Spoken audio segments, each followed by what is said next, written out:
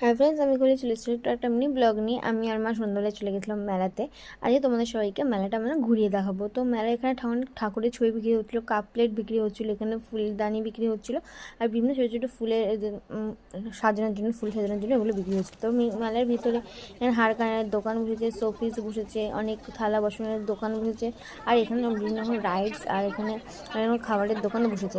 তো মেলাটা বেশ ভালোভাবে ঘুরলাম, অনেক কিছু জিনিস কিনেছি। তো চলো এবার তোমার সাথে শেয়ার করি কী কী কিনেছি। এই ব্যাগটা আমাকে দাদা কিনে দিয়েছে, ব্যাগটার দাম 100 টাকা। খুব সুন্দর হয়েছে এই ব্যাগটা, আর কালারটাও ভীষণ ভালো লাগছে আমার। আর তোমার জানিও ব্যাগটা মানে কেমন লাগতেছে। আর এটা একটা পুচকের জন্য খেলনা, ওকে দেবো আজকে, এর জন্য নিয়ে এসেছি।